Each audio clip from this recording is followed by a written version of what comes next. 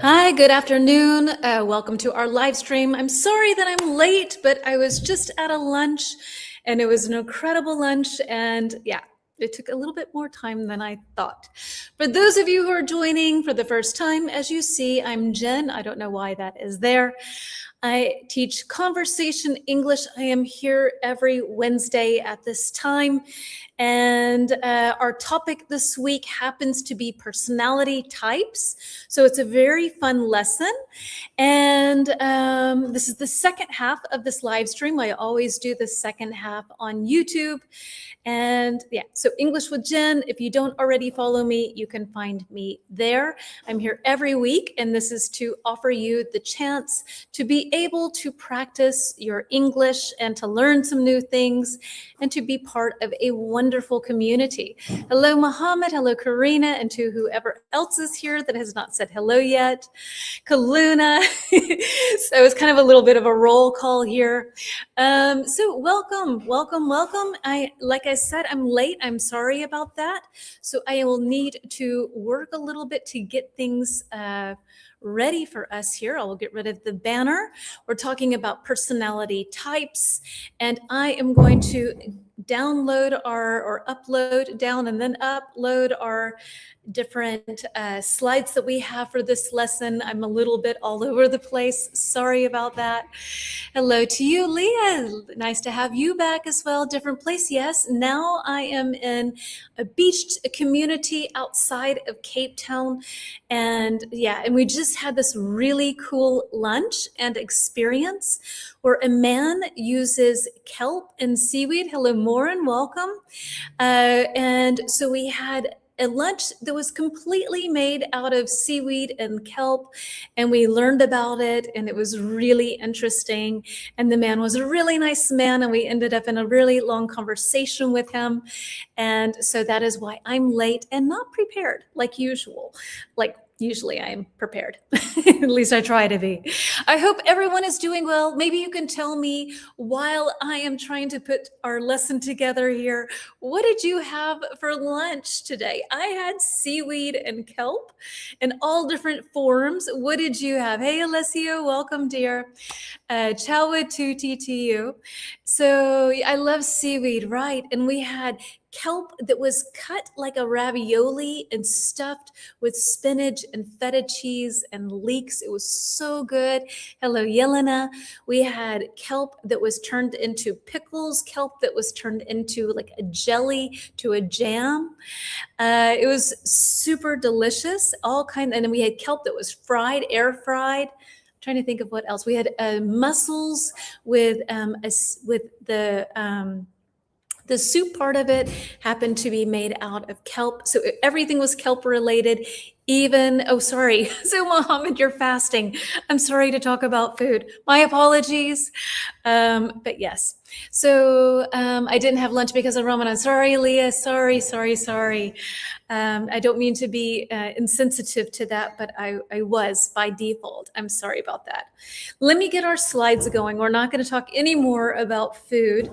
And let's see, whoops, what we've got. Babe, I have to keep that door shut, otherwise the Wi-Fi doesn't work. Sorry. So let me try to share this with us over onto this account. Let's see. So while this is doing, I'm going to shut the door and I'll be right there. Hi, Serena. Welcome, dear.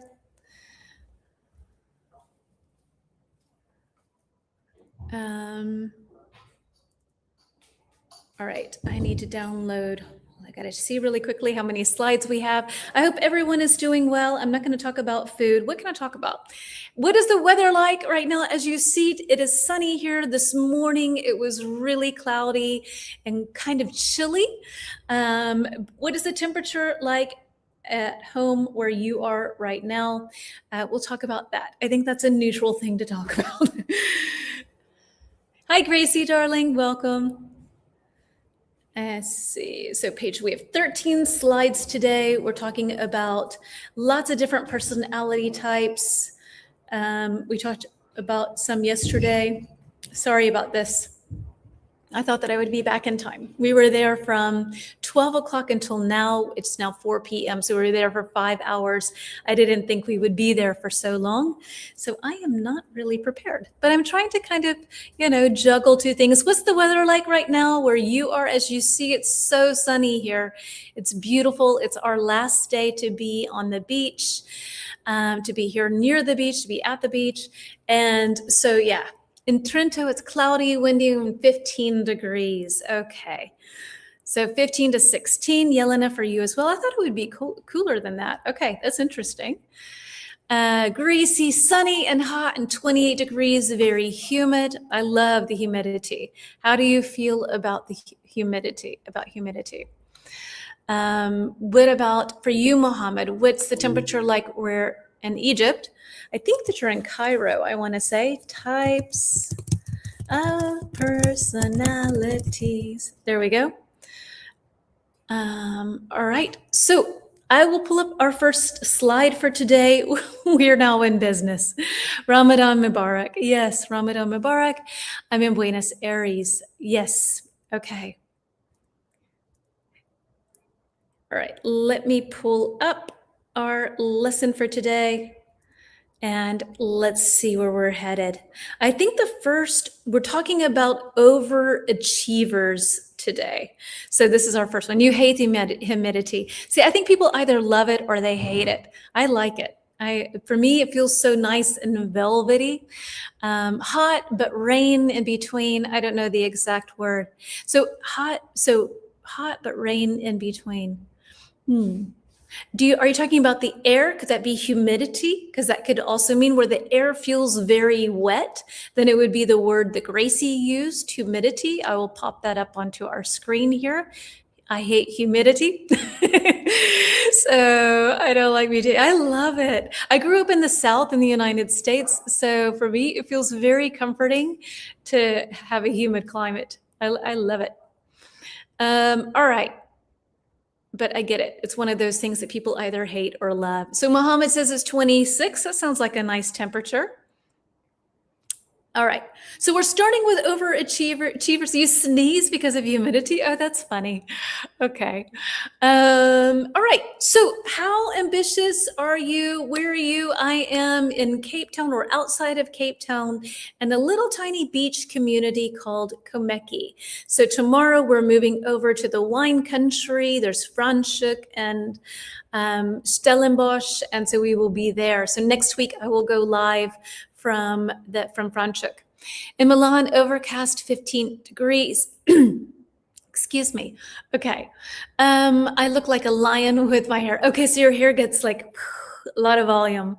Hot, scorching, suddenly rain for 10 minutes, then hot again. Ooh, that sounds harsh. That sounds really harsh. Okay, so ambitious. Let's find out, how ambitious are you? Like, how much do you want to actually achieve something? Are you A, extremely driven? B, motivated but balanced? C, you prefer a relaxed life? Or D, it depends on the situation. I have difficulty breathing and sneezing. Okay, that's interesting. Okay, I've never heard of people who sneeze because of the humidity, but now we have two people. And breathing, I get. I was once in South Carolina in the United States, and the air was so thick. The humidity, the level of humidity was so high. You really had problems breathing.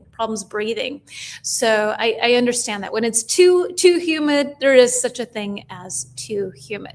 So Leah says depends on the situation. Karina says B, motivated but balanced. C and D.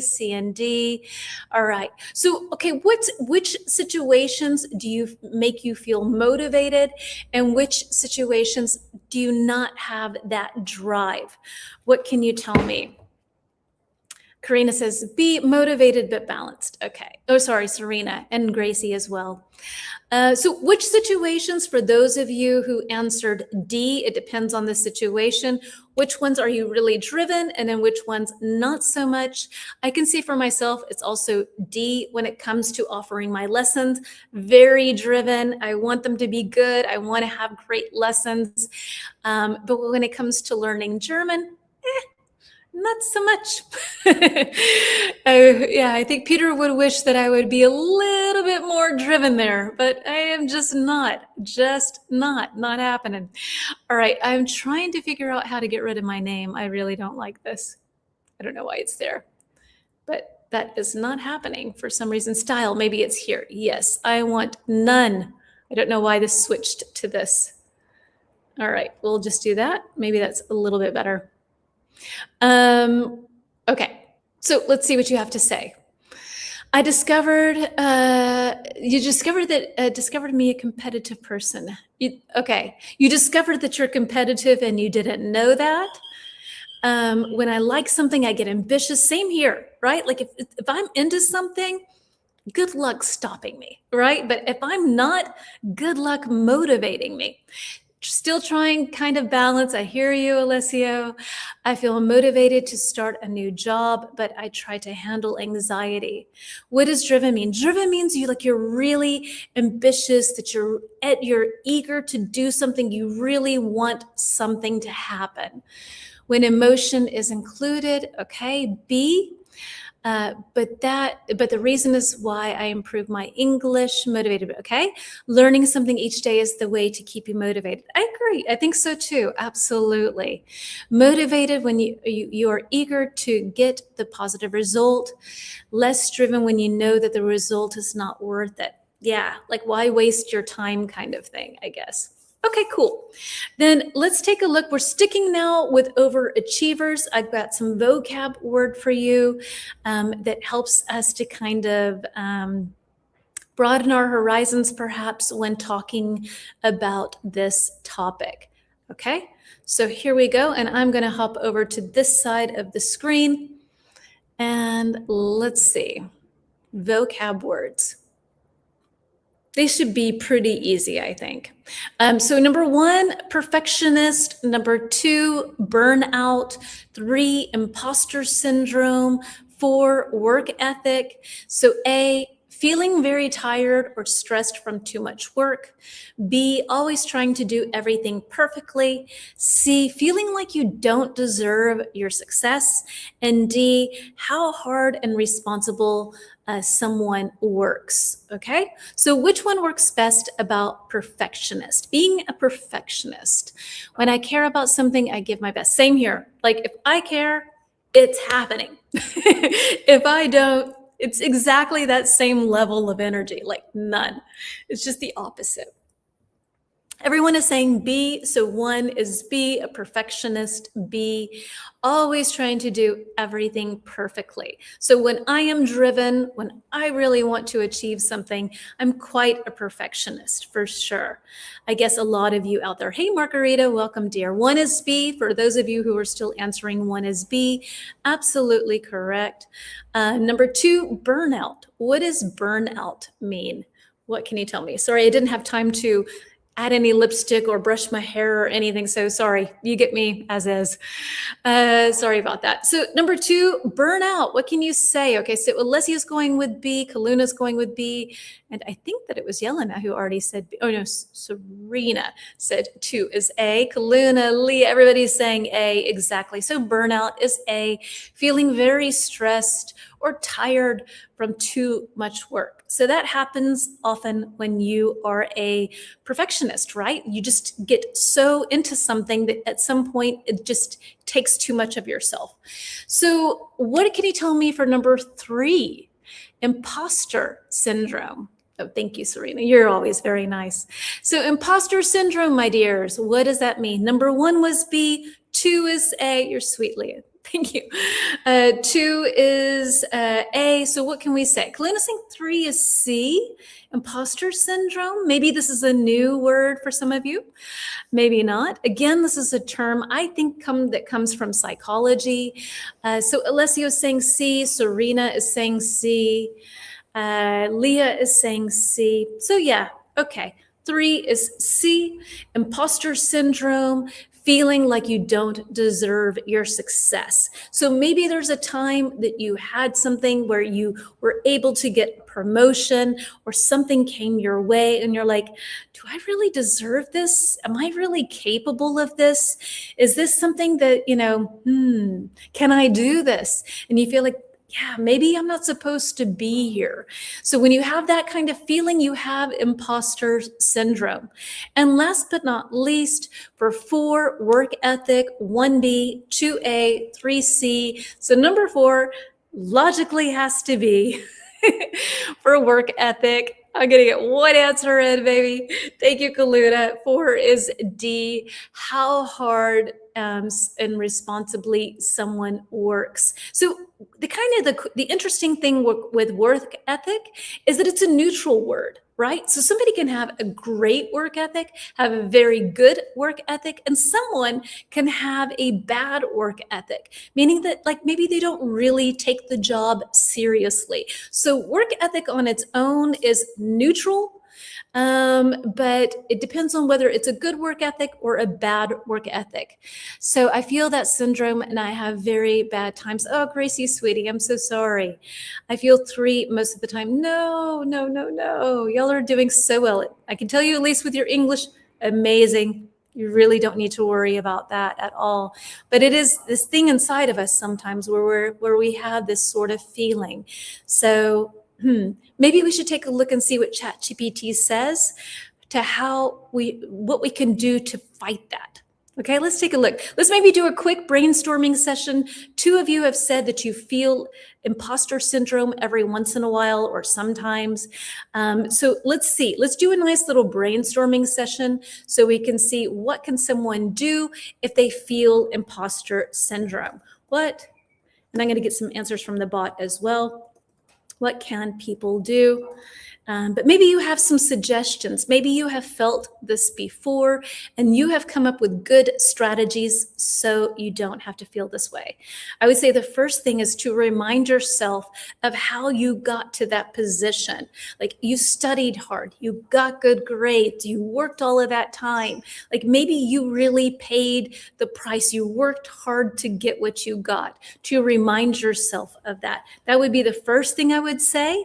Anybody else have any other ideas that when you feel imposter syndrome, what are some things that you can do to fight that, to combat it? What can people do when they feel imposter syndrome? Because I don't want y'all to feel that way. No. Syndrome. Because for me, you're all very highly competent. So show up every week, participate, do things. Okay, so first thing, what you're doing is name it. Say, I feel this way. I feel sort of imposter syndrome at the moment. Work on your self-esteem. Absolutely, Gracie, right? I like this a lot. Keep a list of wins. So when you do something right, write it down. Like, I got that project in on time. It did very well.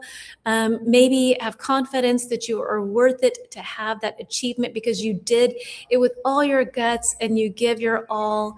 I always thought that I was just lucky. No, I mean, luck, I think that luck plays a role in success or failure for sure, but it's like a small one, right? I mean, the things that you have in life are quite often things that you have to at some point work for it. Stop comparing yourself to others. Big one. Challenge negative thoughts. Say like, is this actually true? Talk about it. So like now you're talking about it. Challenge, that was that. Accept imperfection. Right? Like sometimes you're going to do things well. Sometimes you're going to do things not so well. And then don't let the things that you didn't get perfectly right define you. I think that's a good one. Recognize even your small achievements. Love it, Kaluna. Take action anyway. Go for it anyway.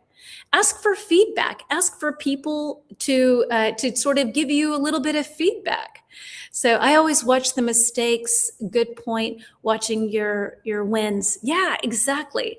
Right. So, and nobody is going to win all the time. We're always going to have things where we're like, that could have been better. So maybe in that situation, you allow yourself to sometimes have failures and just, say, hey, I'm human. I'm not going to win every race, and learn from it. And then that's the best. Celebrate small achievements. Margarita says, I once thought I could not run 10 kilometers because a friend told me that. But another friend told me, if you can, and if I could run 10 kilometers. Okay, she said, or that friend said, if I can do it, you can do it. And so now you've done it, maybe. In my opinion, many women struggle with imposter syndrome. I wonder, Serena, I wonder if it's a typically female thing or not. I wonder. Maybe men are like sort of structured differently where they question less about themselves. I don't know. If we have men in the audience that can help us out with that, that would be great to know. Imposter syndrome is my big problem, so related to self-esteem. Well, good that we're talking about this. Don't be so hard on yourself. Exactly. Sometimes just let yourself enjoy the moment. So for me, those are two different things, right? Don't be so hard on yourself. Acknowledge you're human. We sometimes make mistakes, and so that doesn't have to define you. And enjoy the moment, enjoy the times that are going well. That comes from my mother's voice. She was terrible and strict and dissatisfied with her children. Oh, Gracie, oh, sweetie, I'm sorry. And the last one that ChatGPT is offering us, really great list, is practice self-compassion. Allow yourself the space to, to talk. I love this one. Okay, to speak to yourself like a friend, right? We have so many times. I am the meanest person on the planet to myself. I would never talk to anyone on this planet the way I speak to myself. And so maybe we learn to practice self-compassion, to be our own best friend, to speak to ourselves in a way that we would definitely speak to other people. No imposter syndrome for politicians, right? Yeah, right? Yeah. Or maybe too much somehow, and they need to overcompensate somehow. Maybe it's the reverse, Rita. I have no idea. But okay, so sorry we went down that little rabbit hole, but I felt like it was important because it felt like a lot of you were touching on this. And I think that all of you are amazing humans. So we shouldn't feel this way. I think everyone feels this imposter syndrome once in a while, because honestly, sometimes I feel it too. But I just remind myself this achievement was given to me because it was meant to be mine. Yeah, there's a little bit of luck, a little bit of fate, and hard work, right? You have these three elements, I think, in everything that you do. No mother must be stricter with her kids. Okay, so mothers shouldn't be so strict with their kids. I think more in is what you're saying. Just always be grounded and humble. Yeah, I love that. Okay, let's move on to some idioms. We're still with overachievers. We had a little detour, but it just felt really important to go down that route. So yeah, we're back on track now and taking a look at some idioms related to overachievers. I think the robot came up with a really nice round of ideas there. Thank you, robot. So let's see, maybe this slide is going to work. Maybe it's not. Boop, here we go. Okay, so we have number 1, raise the bar. Number 2, go the extra mile. Number 3, bite off more than you can chew. 4, rest on your laurels, which I think we had a long time ago. So A, take on more than you can handle. B, do more than is expected. C, stop improving because of past success. And D, set higher standards. So which one do you think is the best one for number 1? What would you say? The best one for number 1? Raise the bar. Leah's going with D. Okay. Lauren's going with D. Let's get maybe 2 more answers, I would say. Kaluna, same. And Ta-da. Okay, no more answers. So raise the bar is absolutely, thank you, Serena. 1 is D, to set higher standards. Okay, so you do something well and you're like, okay, that's not enough. Let's go the extra mile. I can run the 10 kilometers. Let me go for the 15 kilometers now. I can do this, I can do that. So you raise the bar. Number 2, go the extra mile. What can you tell me about that? Thank you, Serena. You're saying B. Who agrees with Serena? 1 was D, exactly, Yelena. What about 2B? Okay. All right. So several of you have answered B. Gosh, the answers are over there in the corner. Can you see that? That's so tiny. For me, that's like itty bitty bitty bitty. All right, don't look. So everybody's saying B, exactly. So number 2 is B, go the extra mile. So somebody's going the extra mile now and vacuuming something. Go the extra mile. B, do more than is expected. Exactly. So I think that feels like we had that yesterday. I can't remember. Number 3, Serena is saying A. Alessio is saying A. I hope that stops soon. Number 3, so bite off more than you can chew. I think this is another one of those idioms that is really visual. It's easy to remember, and maybe you also have something like this in your own language. Bite off more than you can chew is 3, is A. So to take on more than you can handle. If this goes on a little bit longer, then I will just shut the door. So we'll see. To take on more than you can handle. Oh, it sounded like it was going to stop. Number 4, rest on your laurels. So 1 was D, 2 is B, 3 is A, and 4, rest on your laurels. It's got to be C, exactly. So to stop improving because of past successes. And I was curious about this because this is kind of an unusual sounding sort of idiom. So I wanted to see what the history behind this idiom was. So to rest on your laurels, this is kind of cool. So it comes from ancient Greece and Rome, where laurel wreaths were given as symbols of victory and honor. Okay, so laurel is a type of plant. I guess a bush, maybe a laurel tree bush. I don't know.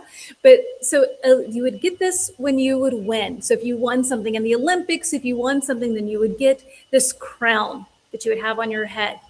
And so laurels were awarded to winners of competitions, especially in athletics or poetry, and later to successful military leaders. So to rest on your laurels means that you literally stopped working hard and simply relied on your past achievement.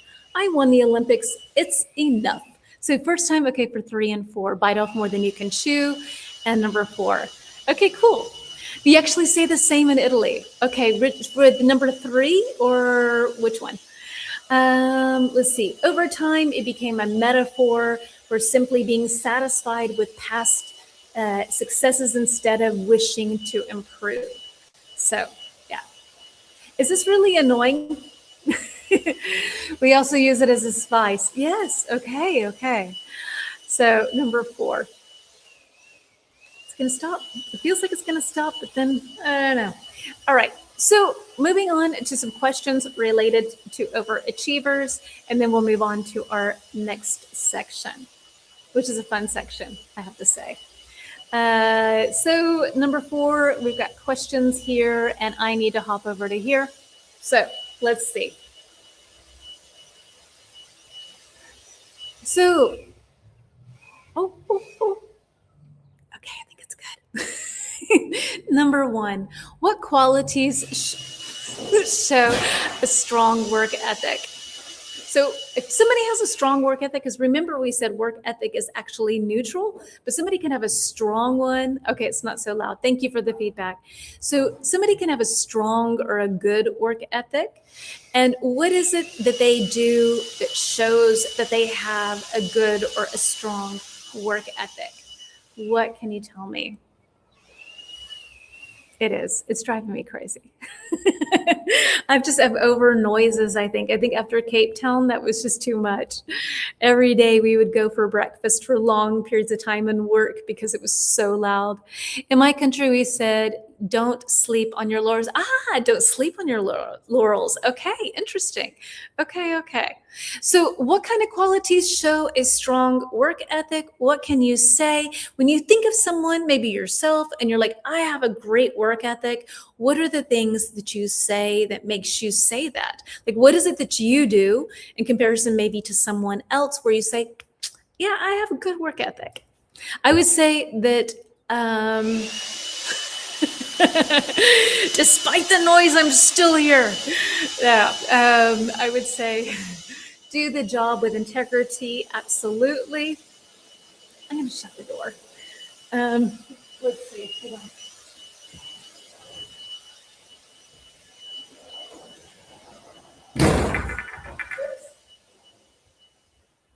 Sorry about that. Okay. So do the job with integrity. That's better. Whew, I can breathe now.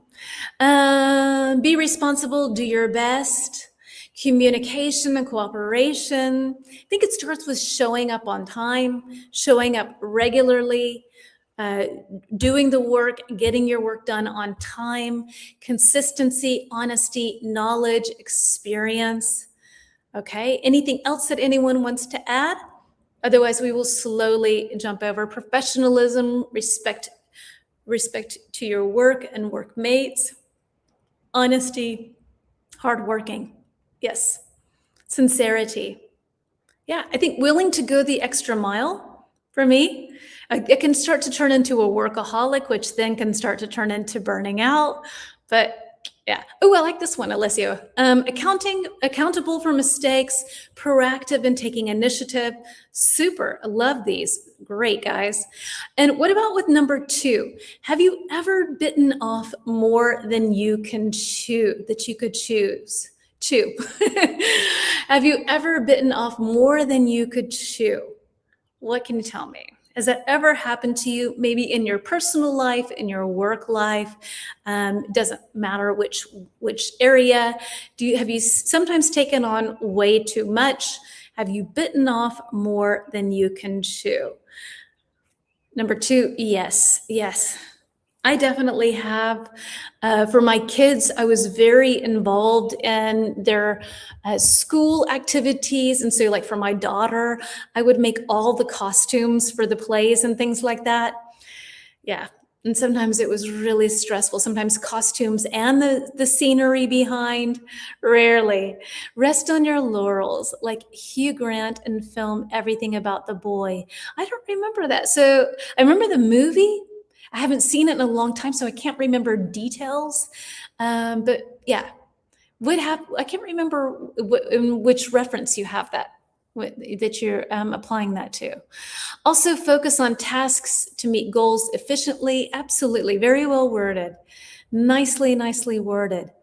Anybody bitten off more than they can chew,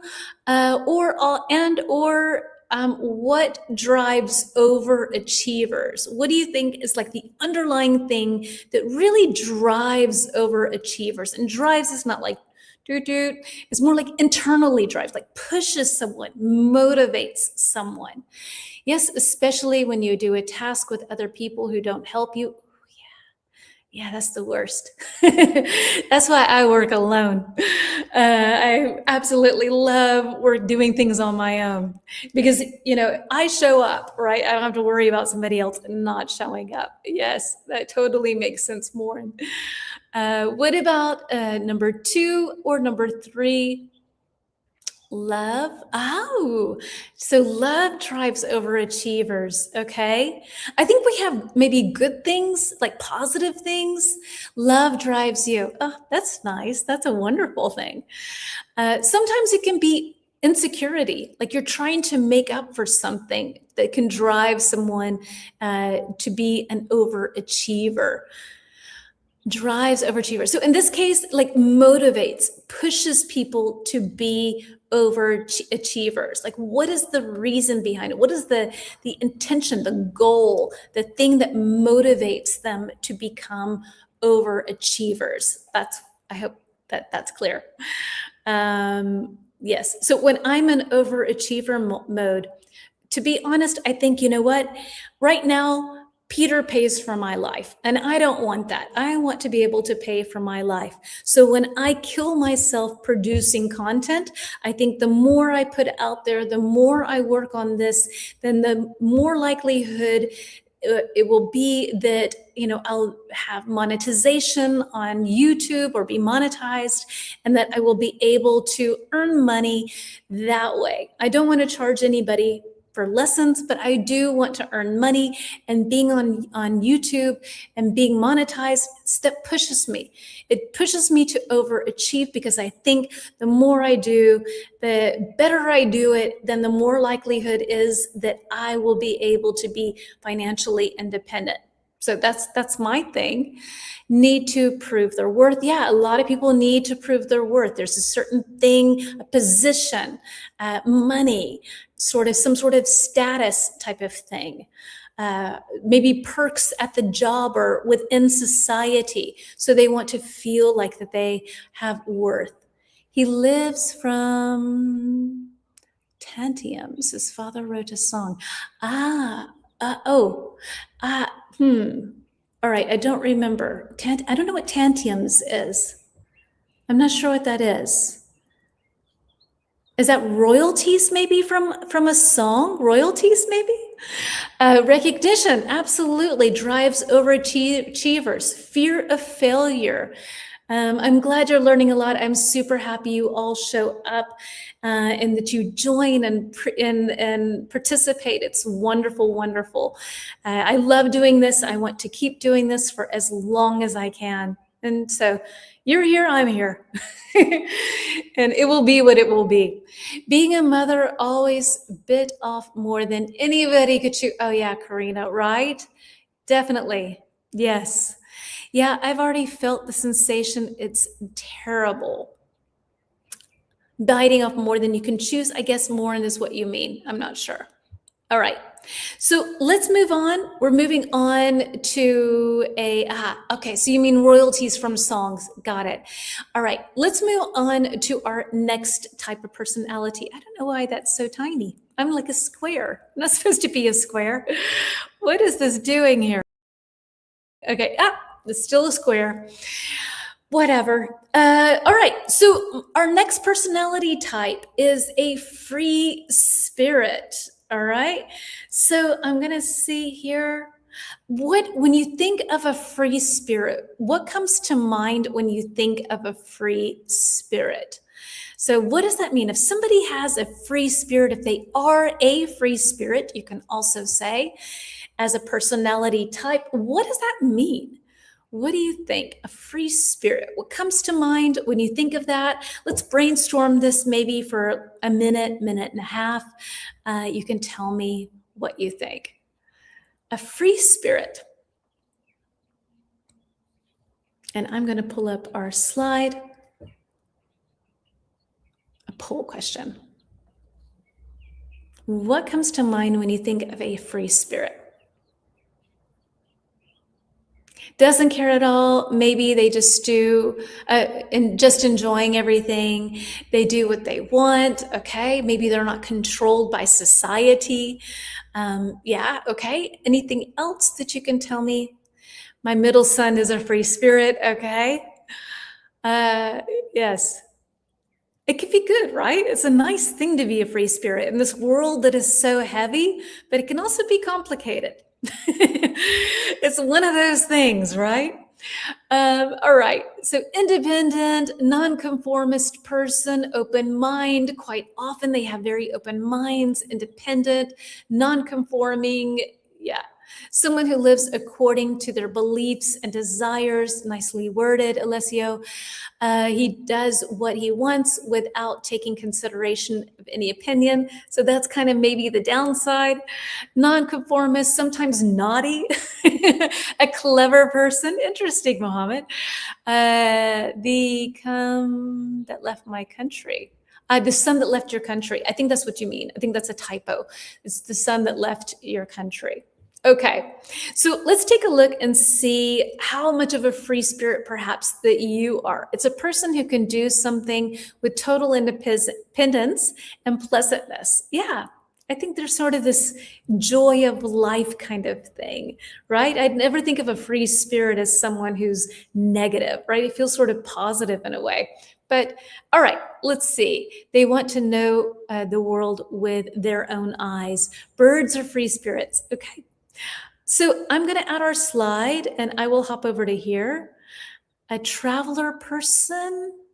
Do you mean, do you mean a person who likes to travel, or do you mean, I know this from the British, they have people that are called travelers who are a type of person. Yeah, I don't know. What do you mean by a traveler person? Help me out, please, Serena, before I dig myself into some sort of hole. Okay, so which comes closest to your approach to life? Let's see how much of a free spirit you are. Is it A, I like having a clear plan and sticking to it? B, I plan loosely but stay open to changes? C, I prefer to be spontaneous and go with the flow? D, it depends completely on the situation. Okay, a person who loves to travel could totally be a free spirit. Depends, I guess, on sort of the way that they travel. I guess a person who would just go somewhere and then they would see where the next destination is, more of a free spirit. But yeah, I guess.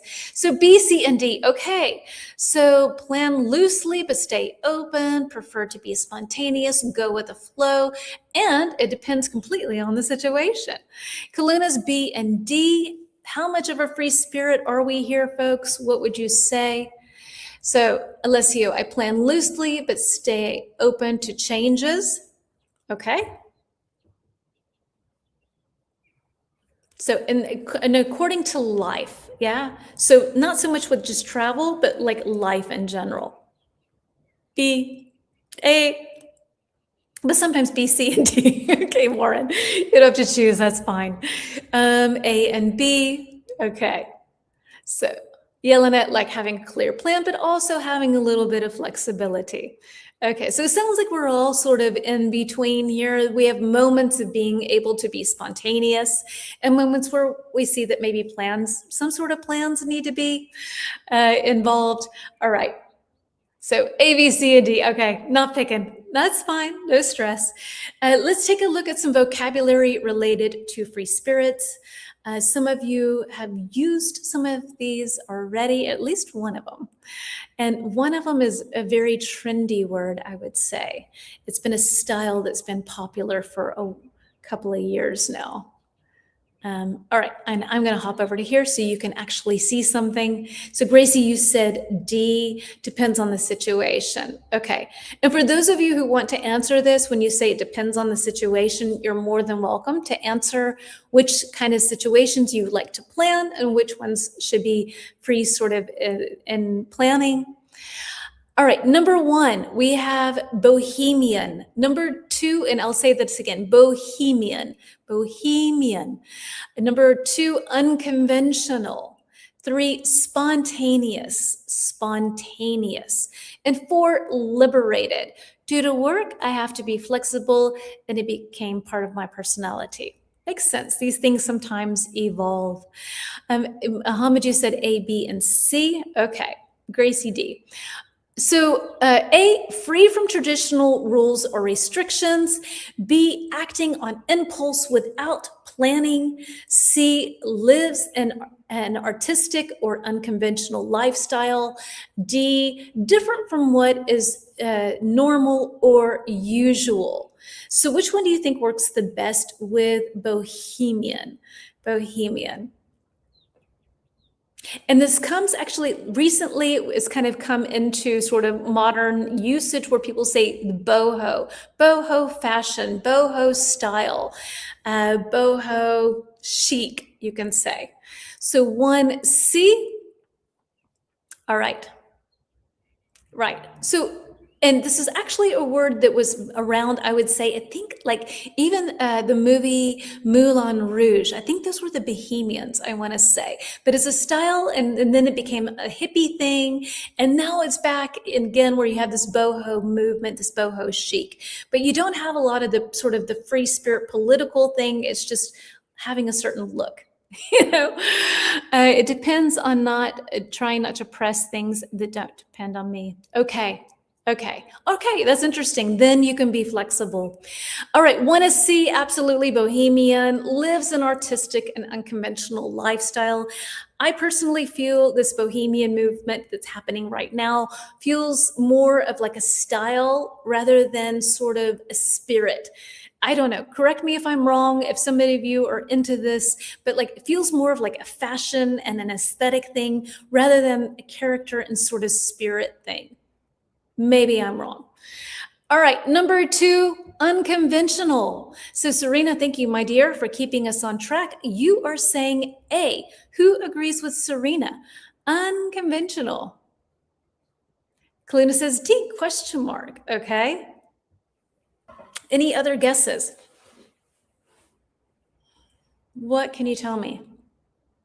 Unconventional. So D from Morin as well.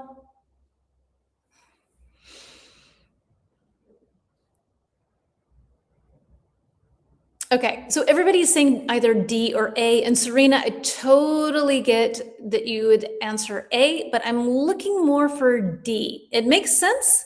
But it's actually the answer that I'm looking for is D, different from what is normal or usual. It's strange, it's different, it's odd, it's unconventional. It's not what everybody is doing in society. It's not what everybody thinks. It's something that is unconventional.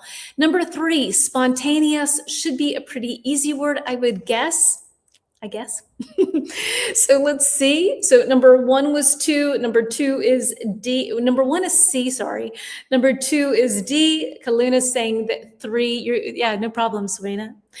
3. Okay, let's see. Have several B's coming in. Exactly. So something that is someone who is spontaneous is B, acting on impulse without planning, which is the epitome of a free spirit, right? And last but not least, 4, liberated. Okay, so number 4 is A. Exactly, Gracie.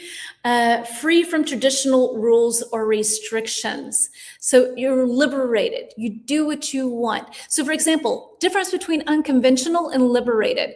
Oops. Oh, I didn't mean to add balloons, but there they go. All right. So liberated could be, for instance, when, let's say, women started to vote, they were liberated. They were free from rules and from restrictions.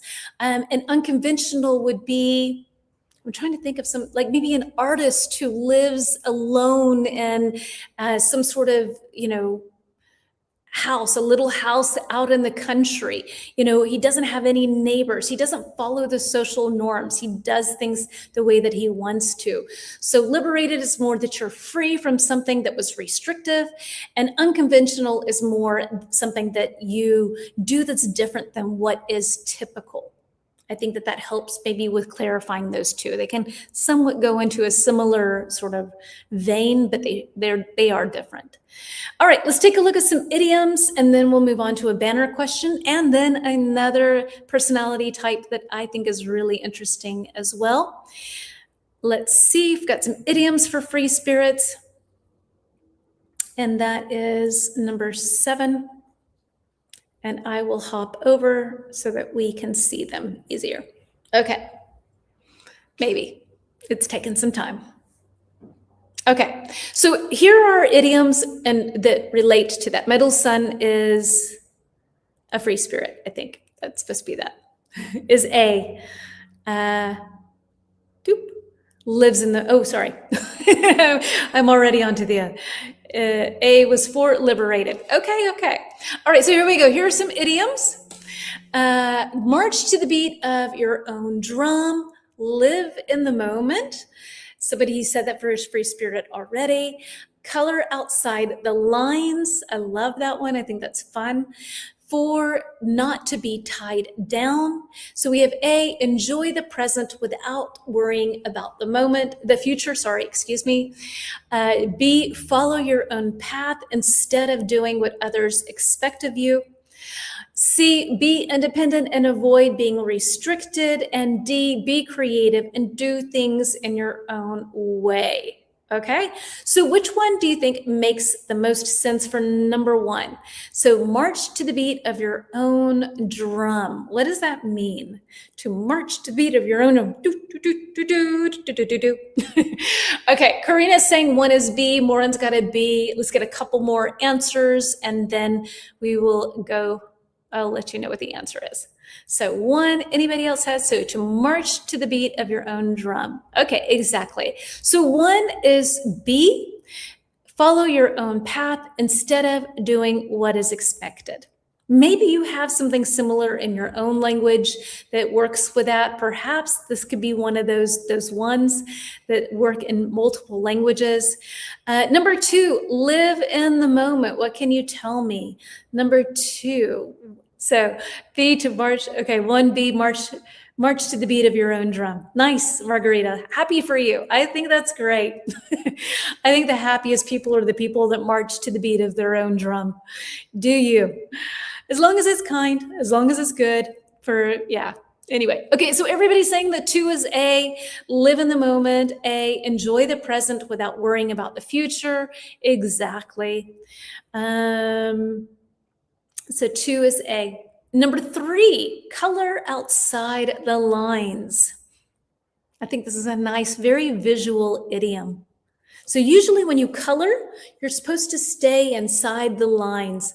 And then you have the kids that are like, they're coloring the whole page. So what can you tell me? So Alessia's going with D, Serena's going with D. Let's get another answer, Yelena, absolutely. So color outside the lines, D, be creative and do things your own way. Exactly. So that person colors outside the lines. You know that they're not following social norms. They're marching to a beat of their own drum. And last but not least, not be tied down. So this is also something that quite often is the case for free spirits. They don't want to be tied down, fixed to something permanent. So Yelena is saying C, they want to be independent and avoid being restricted. They want to do things the way that they want to do things. Yeah. Okay.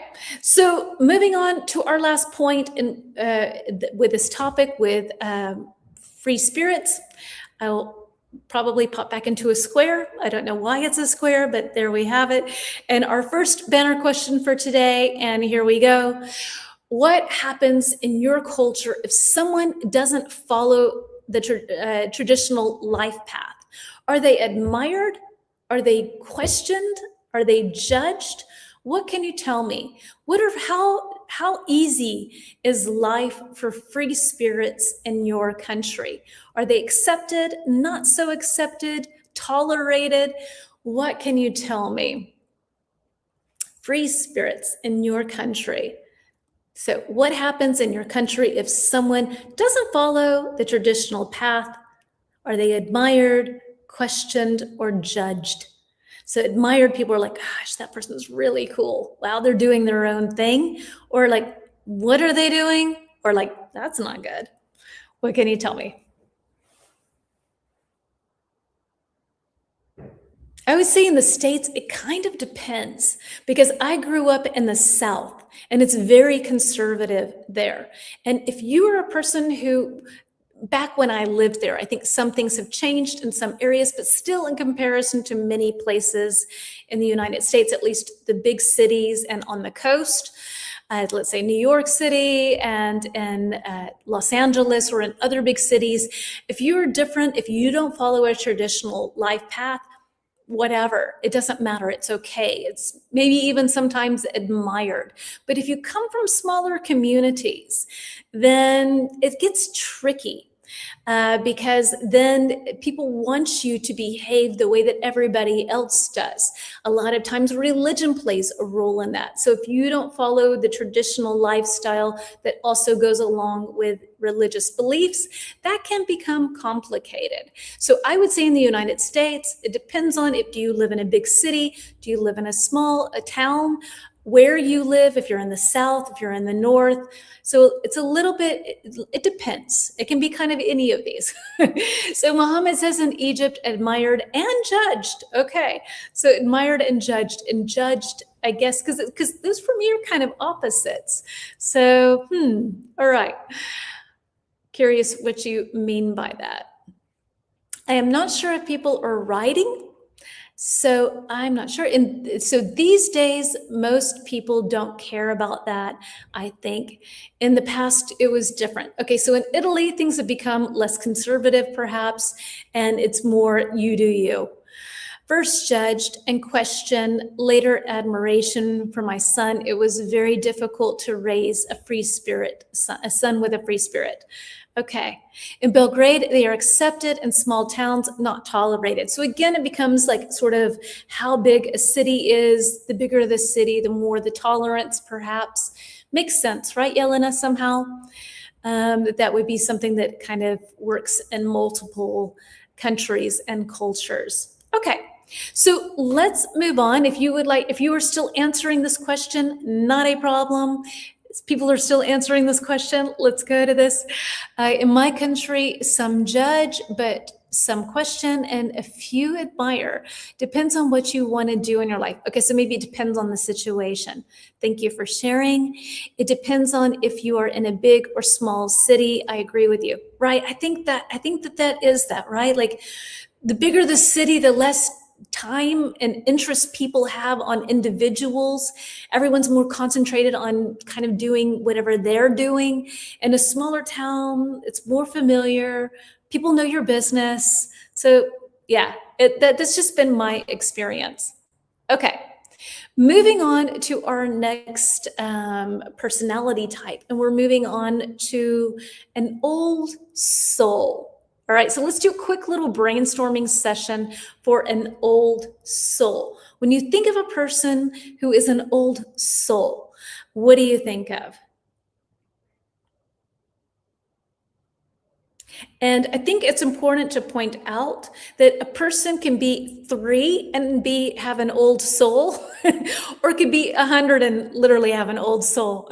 Or be young at heart, let's say. So what can you tell me? What do you think of when you think of a person who has an old soul? Little towns or big hells? Yeah, I think so. For me, it's a mixed thing because, Gracie, to be honest, growing up in a smaller community until I was 14, in many ways, if you fit the mold, if you fit the way that people want you to be, it's wonderful. You have so much support and so much love and so many people pushing you and wanting, like in a positive way, like being there for you. But if you happen to be in different, then it is hell. I agree with you. They can be hell for people who are different, because then you do get judged, you do get questioned. But the flip side, so the opposite thing, I think, is in a big city, you can be anything you want to be, but nobody really cares. Nobody's really there for you. And so this is what I experienced. This is just my experience. Living in Nashville back in the day, it was very small and very conservative. And so until I was 14, people were very accepting and loving and kind and there for you as long as you were normal, right? And then moving to LA, I could have had tattoos on my face and pink hair and piercings and had a rat as a pet, and nobody would have cared because they didn't really care. So when I moved to LA when I was 14, I was shocked how nobody really cared about you as a person. So it's kind of Yeah, something in between. Let's see. People question and judge. I believe and love old souls. Okay. It is very good for kids, but then annoying for young adults. Yes, if you live in a small town, absolutely. Calm, adaptable, wise person. So old souls, absolutely. Okay. That was my first little question. And we are going to see maybe like a little bit how many of us here have old souls. I think this is something that kind of tells a little bit if you have an old soul or not. So let's see.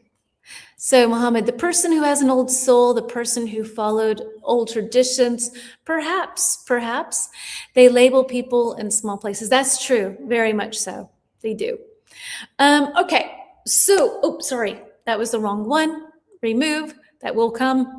I find that these people are important in our lives because they have wisdom for young people, and also they are great teachers about maturity. Definitely. Okay.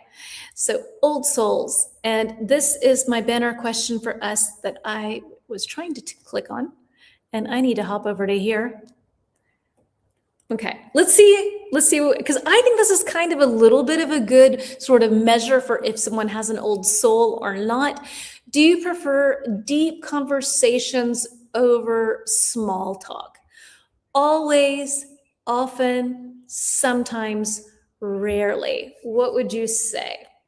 Do you prefer deep conversations over small talk? So when we say over something that's like this, so you prefer this over this, or this and this, however you want to look at it. One is high, one is low.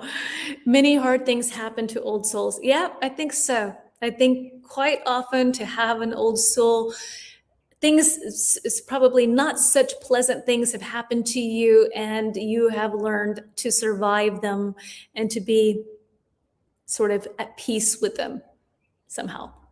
So Serena says often, Karina says B, Margarita B, more and sometimes. Okay. B from Yelena. Okay. Often.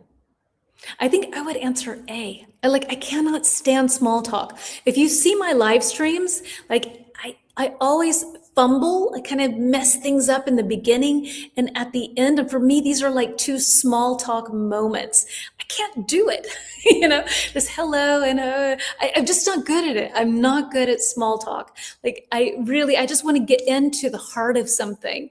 Yeah, Gracie, me too. I'm absolutely always, if I meet a stranger, like I come home and I tell Peter or somebody that I met, a stranger, and I'm like, and we're into like talking about their divorce and this happened and that, and he's like, how do you get into conversations like this with people? And I'm like, I don't know. I just do.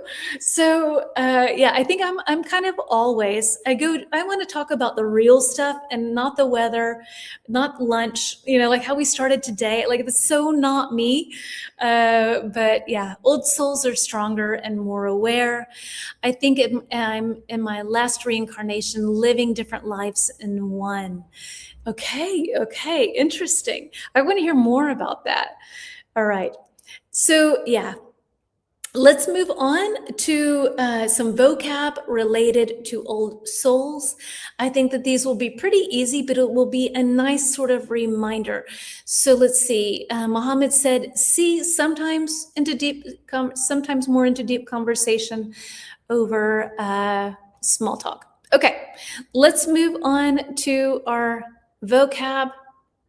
To think better, also A.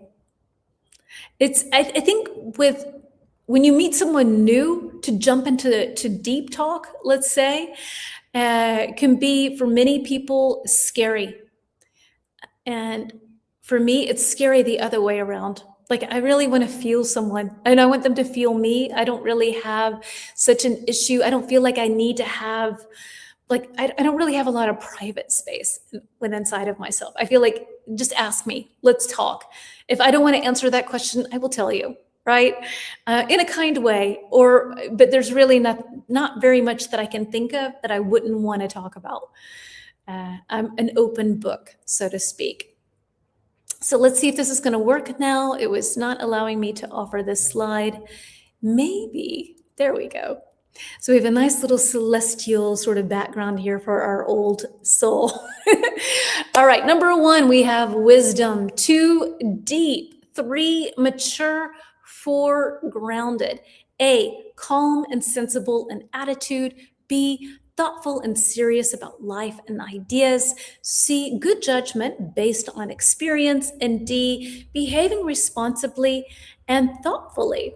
So which one works best with wisdom? 1, we'll go through these kind of quickly because I think that the majority of these should be pretty clear. My friends tell me I have to joke more and talk about stupid things, but for me, it's difficult. Yeah, Gracie, I'm the same way. I want to talk about the real things. I find that so intellectually interesting and spiritually interesting. And yeah, I'm the same way. All right, which one works best with 1? Morin saying 1B question mark. Okay. Who agrees with Morin? Yelena saying C. Any other answers here that you can offer me? Wisdom. What can you tell me? What do you think? What are we dealing with here? 1.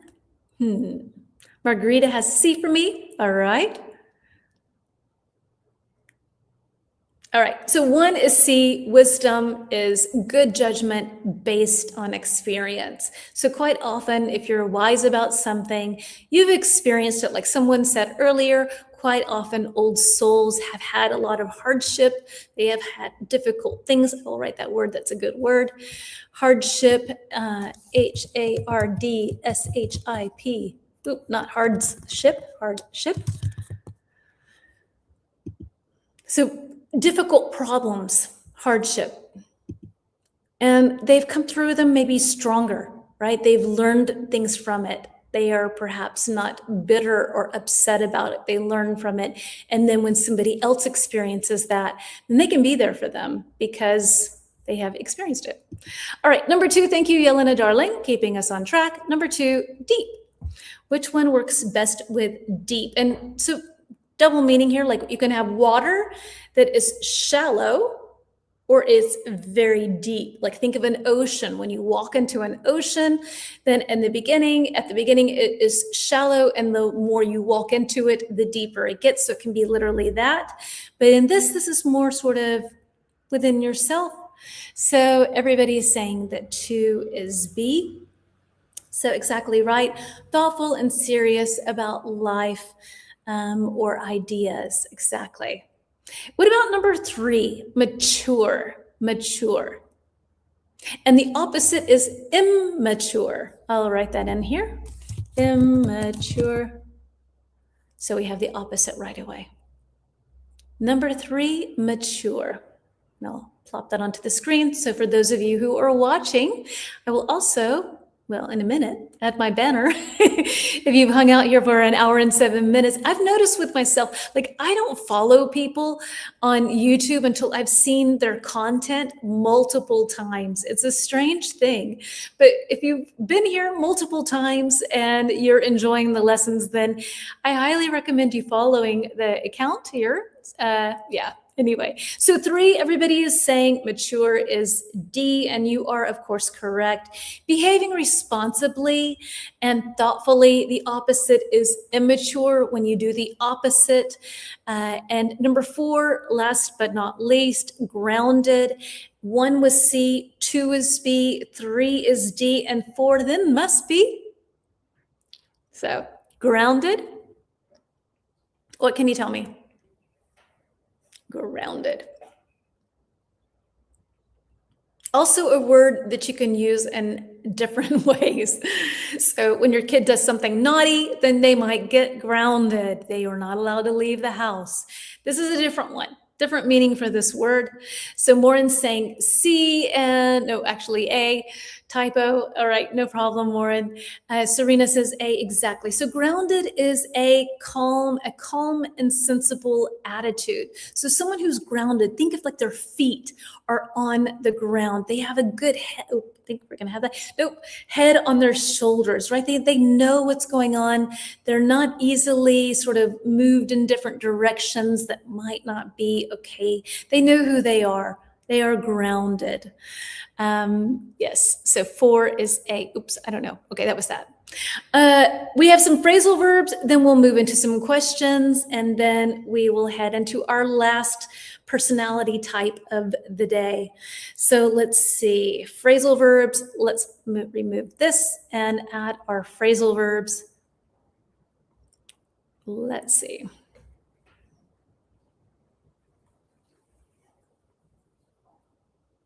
Okay, here we go.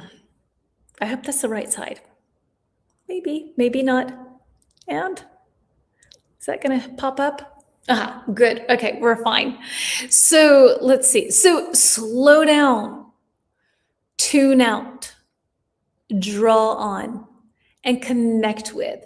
So these are all really nice phrasal verbs that we can use in connection with old souls.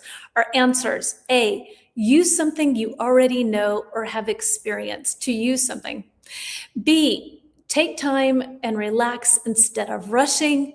C, pay attention to and relate to someone or something. D, something, stop listening or paying attention. Aha. All right. So number 1, slow down, to slow down. And many of us are looking to do this nowadays, to just slow down. Which one makes the most sense for number 1? Slow down. Lauren saying B. Who agrees with Lauren? Serena does. Any other answers? And 1, slow down, is B. Take time and relax instead of rushing. So a lot of us feel nowadays we just want to slow down a bit, just relax in our busy, hectic world, just to slow down. What about number 2? Tune out. Tune out. So in order to slow down, you definitely need to tune out. Serena says D. Morin does as well.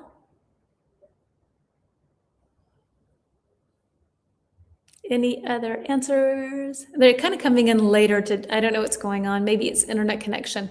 All right, so let's see. Number 2 is D, absolutely. Tune out. D, to stop listening or paying attention. So I think that for someone who's an old soul, they tune out the noise. They listen to what they have going on inside of them. They feel grounded, and they tune out all of that stuff that just is like constant, like chatter. All right, Serena, thank you, my dear, for keeping us on track. 3A, draw on, to draw on something. Anybody else want to answer? We said 1 is B, 2 is D, 3 is draw on. Morin says A as well. Let's get one more answer perhaps. I have a little bit of a delay right now with your answer, so I don't want to discourage you. It takes a moment, but we use this. I don't want to give things away. Yes. All right, so Margarita says A, Gracie says A, exactly. To use something you already know or have experienced. So you can draw on an experience, and not like physically draw, it's like you pull something, right? So a little bit different than having this sort of like drawing on something. You pull from that experience, and you're like, maybe if you got cheated on, then you can draw on that experience, and you can help your friend because you remember those emotions, you remember those feelings. So you draw on that experience, not this, but more pull it out from within yourself to be able to help someone. And an old soul can do that very well. And last but not least, connect with. Serena says C, thank you for your fast answer. So connect with, it must be C, right? Because 1 was B, 2 is D, 3 is A, so 4 has gotta be C. So connect with exactly more and for C. Pay attention to and relate to someone or something. You can connect with someone. Connect with someone. We try to make connections. So often we connect more when we have deeper conversations than when we talk about something that's just sort of a small talk. Draw on empathy. Not so much. Draw on is more like you have this experience, you remember it. So you remember that feeling. Maybe it comes somehow from empathy. Maybe it kind of goes, but not really. It does not equal empathy. It's more sort of this, you pull out that memory, you pull out those feelings, and you're able to to do something or to help someone because you can remember that experience. Because you can draw, it's not so much with empathy, but I get where you're going with that. But I wouldn't say so much with empathy. No. More just sort of understanding, pulling up those emotions so that you can help someone, and not so much because you feel with them, but more from your own perspective. Maybe that helps a little bit. We are very connected with this community. We are very connected. We have a great community. We have something that's so special. Of course, absolutely, Serena. Okay, let's pull up some questions related to old souls. And like I said, then we'll move into our last personality type for today. And let's see what questions I've got for you. Oops. No, don't do that. I don't know what, I'm clicking things that don't make sense. So let's see. Let me pull up number 11. And I need to hop over to here so that you can see the questions easily. And here we go. All right. So do you know, let's see, do you know anyone who seems to be an old soul? Okay. So Gracie, you were saying that your son is a free spirit. Do you know any old souls? Have you met anyone? Do you feel that you are one yourself? What can you tell me? And maybe you can give me a little bit of some background if you like, or you can just say yes, no. Also an option. For those of you who are watching the replay, you are more than welcome to answer this in the comments. I love getting comments about what we're talking about. It's wonderful to be able to start a chat, so please feel free. Even if you've not participated in the live stream, you're more than welcome to still participate afterwards. So, do you know anyone who seems to be an old soul? What can you tell me? Number 1. My dad was an old soul. He was definitely an old soul.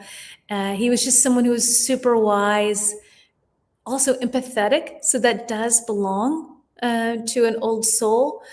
And he was tolerant and open-minded and creative and interested and interesting and wanted to help. I think also a lot of times old souls want to help people. They want to be there for people. My dad was an old soul. We got lucky, Karina, right? Having a dad as an old soul is the best, the best. It's hard for every man we meet, but yeah, now I think that Peter also has an old soul, so I'm happy. I feel I'm an ancient soul, difficult to deal with if you are covering things. Do you mean like hiding things? What do you mean by covering things? I'm curious to hear what you mean. Yes, my father was an old soul. I have a friend who is an old soul. My daughter is an old soul in a modern era. Interesting. Okay. So, Serena, maybe you can tell me more about her.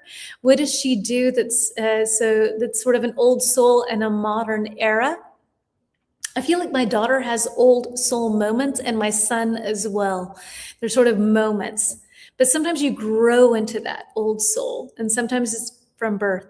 All right, number 2, do you feel out of place in modern life, like you belong to a different era? Okay, that's kind of number 2. My Da Vinci, he was well ahead of his time. Yeah, he was, but I don't know if that's an old soul, Margarita. We need to talk about that because he was ahead of his time. He had lots of ideas, but I don't know how wise he was. He was intelligent, he was creative, he was inventive, but I don't know much about Da Vinci, so please correct me, please enlighten me. I don't know how much he understood about humanity. But then again, maybe he created weapons, so maybe he knew. I don't know. Or he drew weapons, that is. I'm not so sure. We can talk about that. I'm curious to hear what other people have to say. My friend appears to be an old soul. She sometimes says, I'm an old soul. Okay, nice, Maureen. Yes, like acting. Yes, okay. Yeah. Gracie, same here. I can smell it. I know it right away. Peter sometimes he gets freaked out. He thinks it's like, what's up with you? How do you know these things? Because I will hear a person's voice and I'm like, eh, and then it comes out to find out, eh.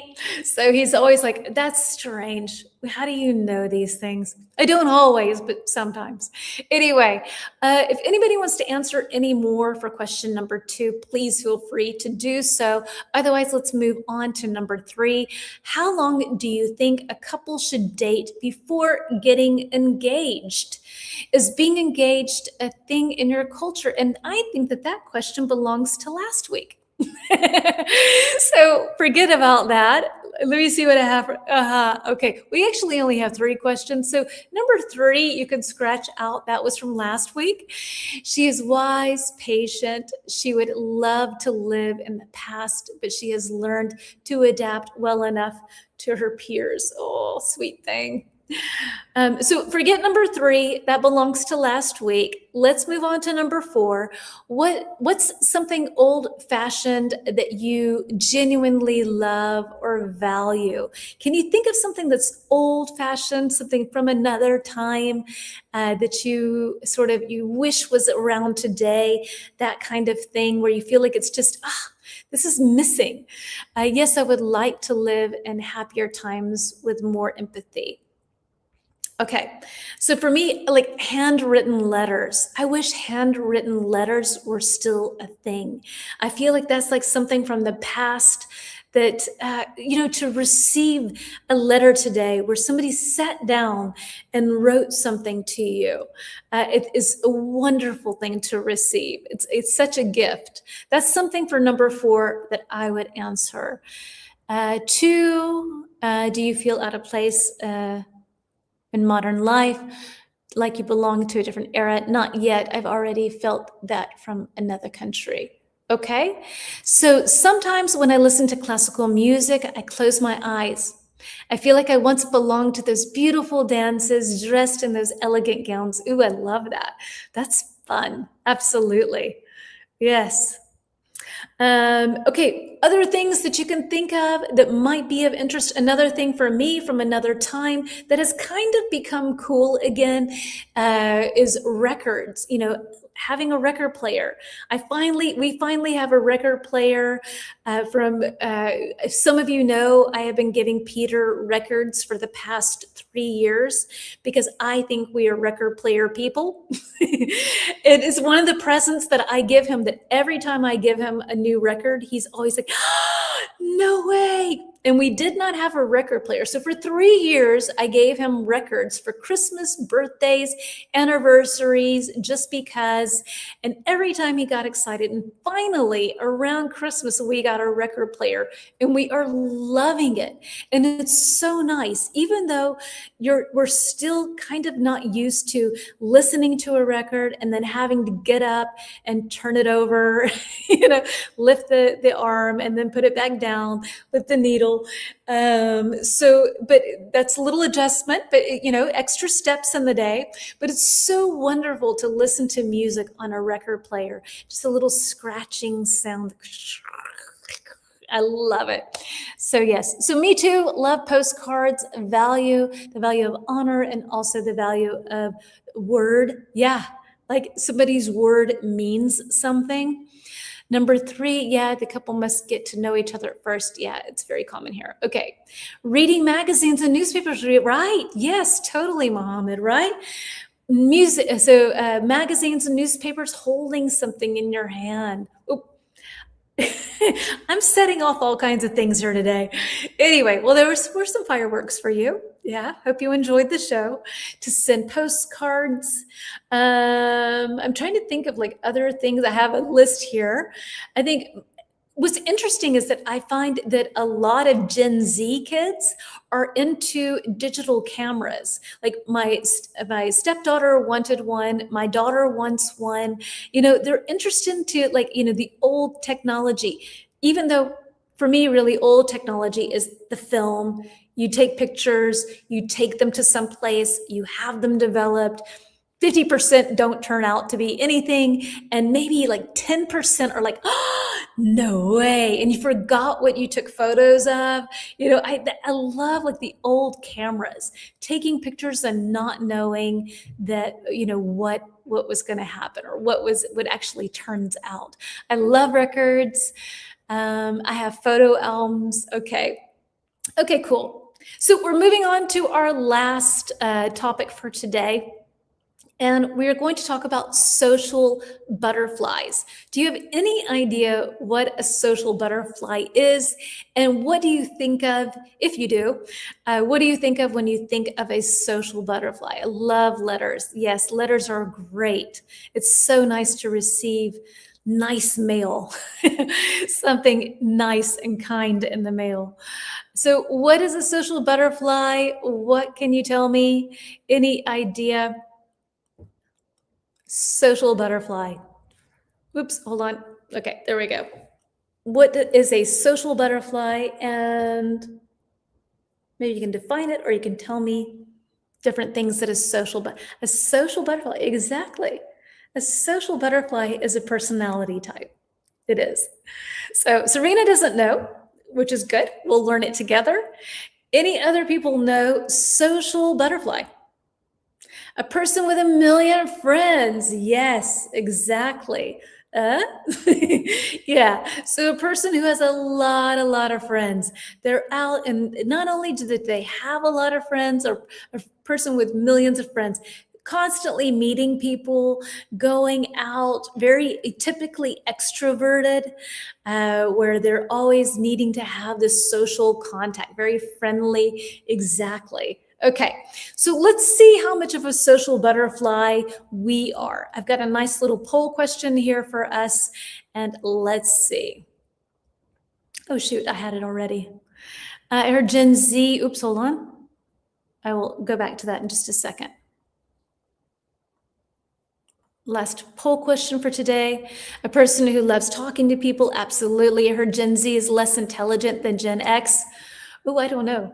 Maybe, or intelligent in different ways. Like I think when it comes to technology, Gen Zers, they have a lot more intelligence than us Xers. But I don't know. I don't know. I'm not sure about that. So let's see. How do you feel walking into a room where you don't know anyone? A, excited. I love meeting new people. B, fine. I can manage, but it's not my favorite. C, nervous, but I push through. I just deal with it. Okay, you're going to do it.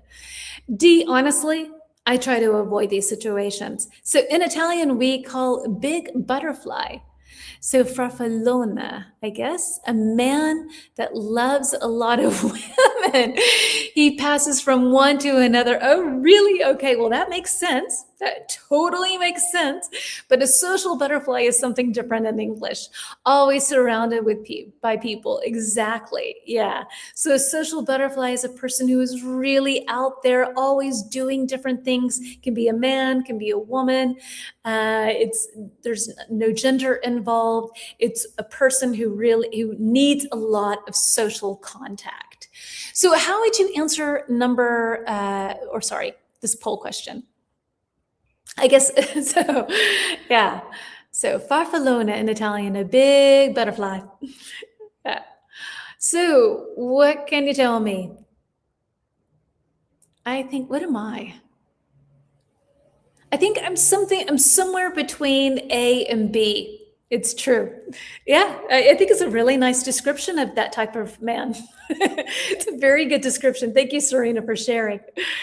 So I think I'm in between A and B. Yelena is B and C. Okay. Any other answers? How big of a social butterfly are you? Gracie's A. Any other answers?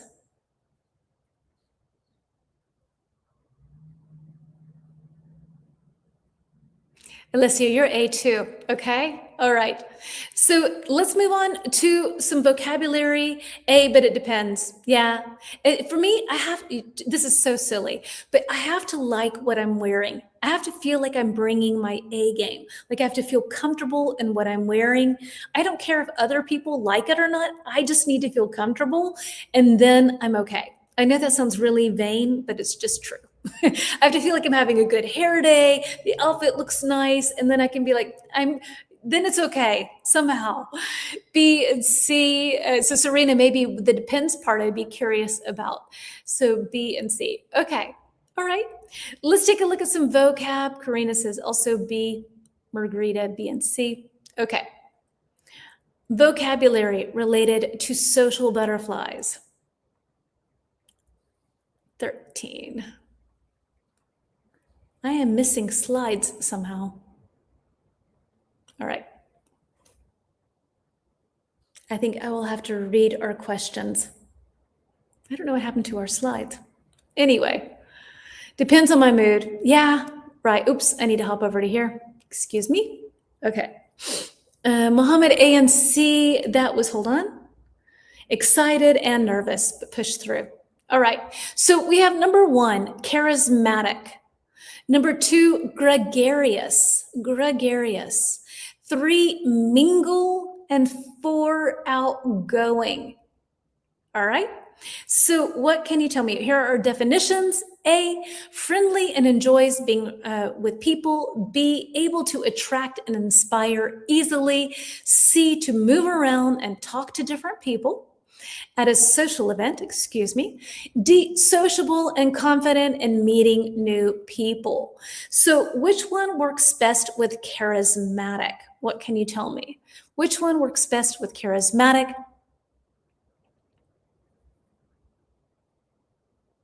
So Serena's got a B for me. Who agrees with Serena? Bye, dear. Take care. Have a nice lunch. Bye, Morin. Hope to see you next week. I'm not sure what we're talking about. Actually, I'll take a look real quick and see while everybody's answering. I think that, it's superstitions. Superstitions is next week. So everyone is saying B exactly. So charismatic, B, able to attract and inspire others easily, are usually social butterflies, right? 2, gregarious. What can you tell me for number 2? 1 is B, gregarious. Number 2.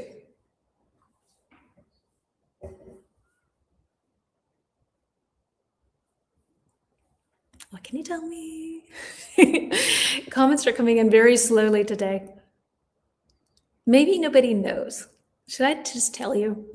All right, number 2, gregarious, is A, friendly and enjoys being around other people.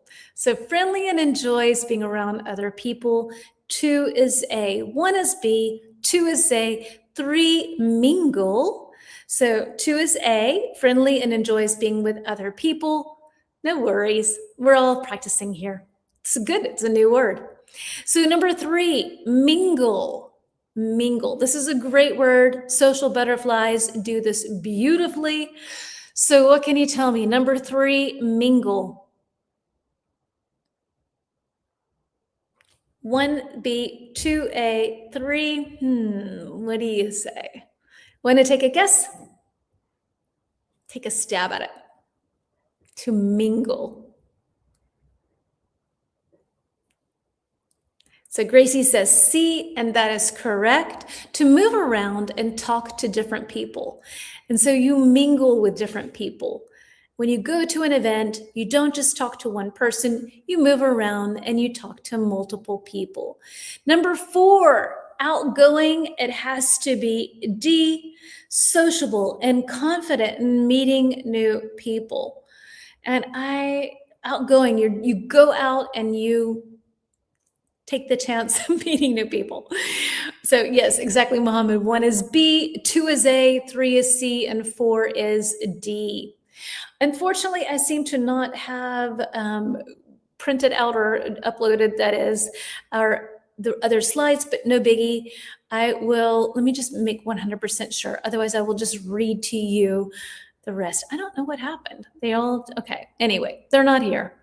So we have one more set of questions here about social butterflies. My first question to you is, what's the most surprising place you've ever run into someone? Actually, let's not do that. What's your strategy? Let's stick with mingling, because I think this is another one. Either some of us are really good at this and some of us are not so good at this. So when you go to a social event, how easy is it for you to mingle, to walk around and talk to different people? Maybe some people you know, maybe some people you don't know. And do you have a strategy? So do you have something that you can do so that it makes mingling easier? All right, so mingling, walking around and talking to people, typically it could be people you know or don't know. And do you have a strategy? I think I'm not the best mingler. I think that I end up speaking to people who I already know or talking to people that I already know, and I don't move around so much. And I would like to be better. So if some of you have good strategies for mingling, it's a piece of cake. Okay, Gracie, darling, talk to me. What do you do? What is the secret to being able to mingle at parties or events easier? What do you do? First of all, I'm not good at remembering names. So that's my first thing where I'm like, I know that person, but the name. My mingle strategy is to smile. Ooh, that's always good. That always makes things nicer. Being effective, asking how they feel. Okay, so how do you feel? What's going on? Maybe, I guess, if you know the person and you've not seen them in a while, you have a question that you can ask them. That's sort of like a follow-up question to information that you already know about them. Maybe that's a good one. Okay, Gracie, what else can you tell us? And who else out there is good at mingling? Let me know. Who is good at mingling? Oh, also, question, dears. Do you have commercials right now or no commercials? I call dear to, you say dear to everybody. Yes. Depends on the situation and mood, but not easy. Okay, I'm going to ask the bot for help. Let's see what the bot has to say. Gracie, you know what you're doing here in the mingling department, so maybe you can help us too. How can I mingle at an event more easily? Let's see what. Another strategy is to listen before speak. Love, love, love that. Absolutely. Everybody loves to talk. No commercial. You super good. Thank you. Thank you. No commercials. Good. In my country, you need to dance to be social. Okay. So dancing is the strategy. Okay, so here, no more ads for me in the last 2 lessons. Yes, okay, I got demonetized because I have a problem with my name. So that's no problem. Okay, good. So that's good. All right, so ChatGPT is saying this, and I think this is a really good thing. So use easy openers like, how do you know the host? Or have you been here before? Having a toast. Yes, toasting. Here's to whatever the event is, or the host, or the situation. Split food. Split food. Like share food? I don't know. Okay. Ask questions. This is one that has already been said. Listen actively. By luck, I'm mingle. I'm not sure. You like to mingle, you're good at mingling, I guess. Don't overthink it. Bring a wing person. So a wing person is someone who kind of has your back in a way. So go with someone. Don't go alone so that you have at least someone that you know. But I think that if you want to go and mingle really, knowing someone sometimes makes you just stick with them. So I think you have to be pretty strict with yourself and say, okay, I'm going with this person, but they're going here, I'm going here. If I start to feel really strange, then I can go to them. Because otherwise, if you just stick to that person, then you don't really get to meet people. I think it's a little bit cheating. Join open groups, look for people standing in a circle with small space.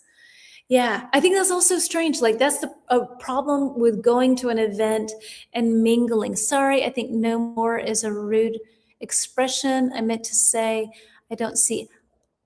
Oh, no, what? I don't know. It's not. Hold on, let's see. Let me see what you said exactly. Serena. I'm looking for where you commented on that. I don't see where you commented there.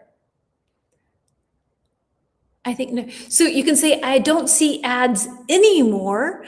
To say no more, I don't see ads no more. It's not that it's rude, it's just grammatically not so good because you're using double negatives. Because you say don't and then no. So you don't need to, you can say, I don't see ads anymore, or there are no ads, you can say, but not two negatives. Yeah, no more. But more balloons, okay? More balloons. Everybody needs more balloons. Okay.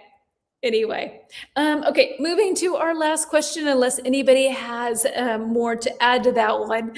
And let me see what it was here. Okay, so think of the most charismatic person that you know and what makes them so charismatic. Okay, so we're talking about social butterflies. These are people that are generally liked by many people. What makes them so likable? Asking if they're having a good time, being close to someone who is isolated. Yeah. Or maybe you see someone else who's standing alone. I think that's a good strategy too. And then you go and start talking to them because they're alone, you're no longer alone. So maybe that's a nice strategy because I find it difficult when you see somebody in a group with two or more people to just walk up to that group. But one thing that I do at parties is if I'm in a group and somebody new walks up, then I always say, this is what we're talking about. Because I want people to do that when I enter a group. And so I think that's a nice way of being a very good host to somebody trying to come into a group at a party. That when you're in the conversation with people and someone new enters that conversation, you say, oh, they're talking about Steve, his vacation in Lisbon, so that they're already, oh, okay. And then they can join much easier. That's something that I think is just good manners when it comes to party etiquette, for mingling etiquette, let's say. But that's just my thing. All right, charismatic people, what can you tell me? Who do you know that's charismatic? What makes them charismatic? What makes them so interesting and likable? What can you tell me? And we will pull up our second to last, or actually our last question then after this. I'm never sure if anybody's writing. It's a really strange thing because we can also just move to our last question. That's not a big deal. So let's do this. So teacher, when is your birthday? My birthday is in July. It's in July.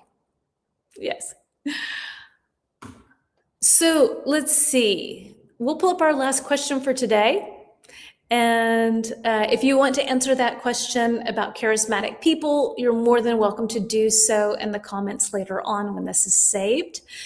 Let's see. Simple, effective, caring, and empathetic. Yes. Yes. So those are definitely charismatic people are effective, simple, effective, caring, and empathetic. Okay. So last sort of thing, nope, that was not supposed to be that. I messed up on that too. Oh my goodness. All right, let me get rid of this. I don't know what happened here. I have no, okay, last spinner question for today. My friend is very charismatic, has a good sense of humor, and mingles easily. Yeah, I think humor is a good one, right, Elena? Like humor is really one of those things that makes people really like you're, especially if a person is not like humorous in a way that makes fun of other people, if they find humor from different situations. Hello to you, Nelio in Brazil. That's very kind of you to say. Thank you. I'm glad that you're joining, and I hope to see more of you next week. We will be going live an hour and 43 minutes earlier than where you are in Brazil right now next week, because this is our last question for today. Can two people with different personality types become close friends?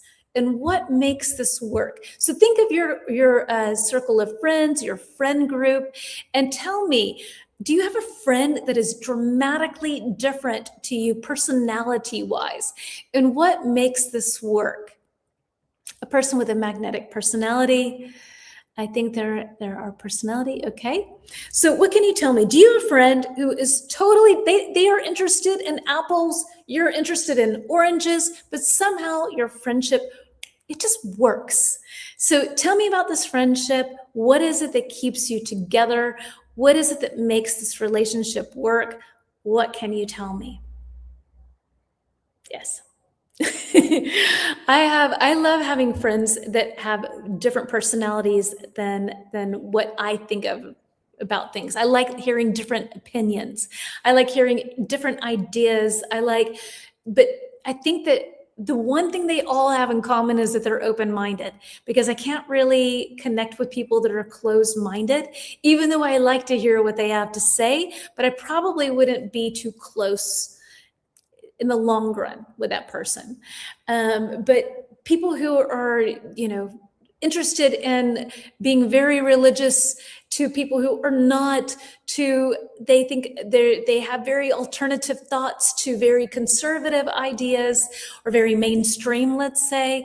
I love having friends that have lots of different ideas going on, different personality traits, people that are outgoing, people that are shy.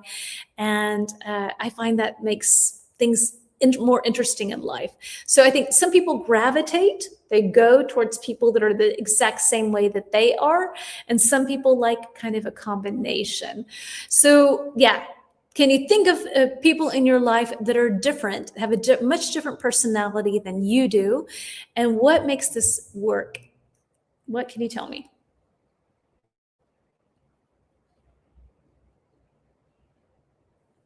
And maybe this is, you can't think of anything, and that's fine too. No worries.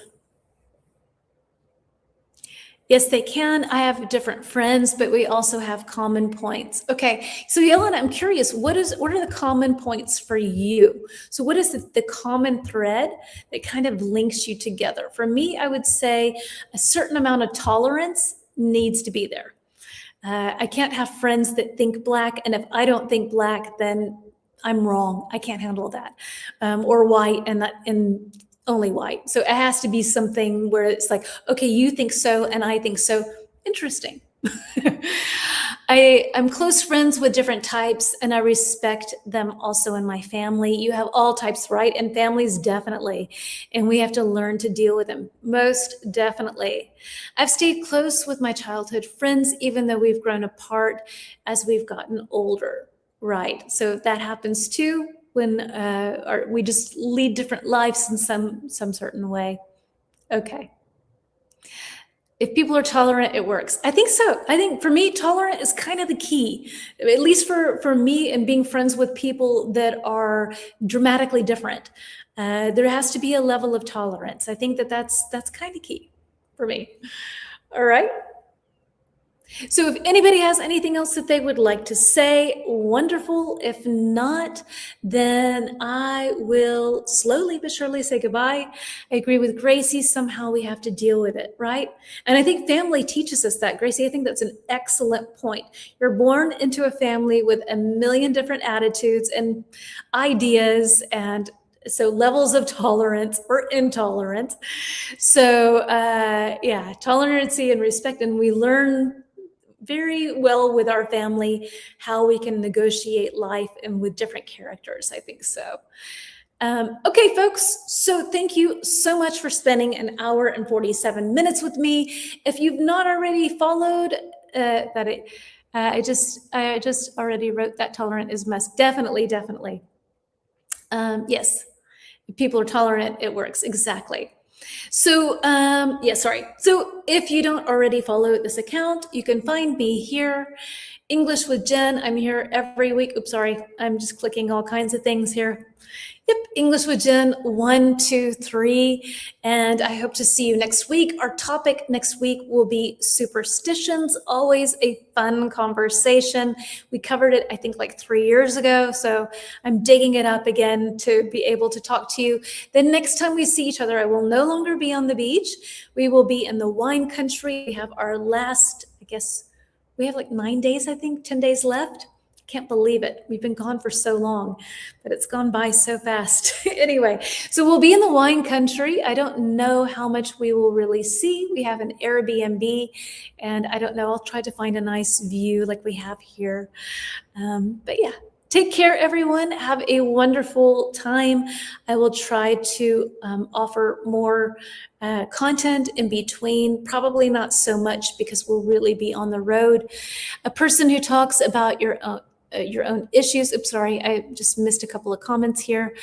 Margarita, my dear, a person who talks about your own issues and is reserved. I have friends who talk about technology and other sports, right? And you can learn, right? You don't have to be interested to be able to talk about that. It's nice. Acceptance, another good one. Have a great week. Thank you. Thank you. Bye-bye. Bye-bye. Bye-bye. Take care. Long holidays. It's been long, right? A long vacation. Ciao a tutti. Thank you so much. Ciao a tutti and take care. Bye-bye.